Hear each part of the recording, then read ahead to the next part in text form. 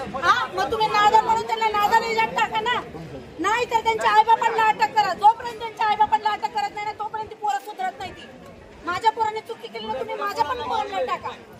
आज किती लोकांना मारलंय, त्या ज्या माणसाला मारलंय ना त्याची 2 महिन्याची चाकू फेकून मारलेलं दाखवू का तुम्हाला?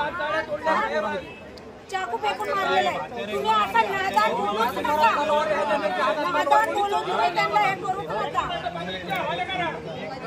हे बघा तुम्ही, मी बघितलंय, मी भाजी विकते जातात, मी भाजी विकते, मी बघते अशा केसेस तिथं किती झाल्या.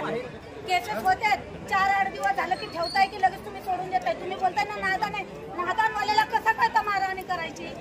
त्यांच्याकडे हाताने कुठून आली? आईबापांनी पैसा पुरवल्याशिवाय तुम्ही पण सपोर्ट करता का? तुम्ही सपोर्ट करता का सांगा? मग तुम्ही का सोडून देता? का सोडून देता? तुम्ही नादांमध्ये त्यांना टाका. धाक नाही,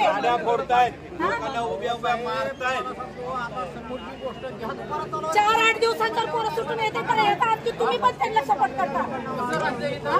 2 मिनिटात काय? आज आमचं एवढं नुकसान झालं तुम्हाला माहित आहे. हा माझा माणूस आहे, हार्ट पेशंट आहे.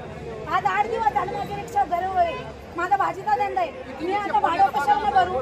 मी कशाला करू?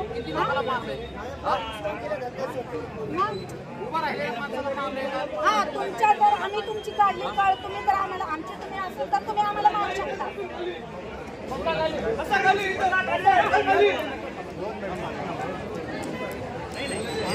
तुम्ही त्यांच्या घरच्यांना अटक करा, त्यांना अटक केल्यानंतर नाही त्यांच्या घरच्यांना त्यांना फिरू द्या. आईला बापाला जेव्हा अटक करणार ना तेव्हा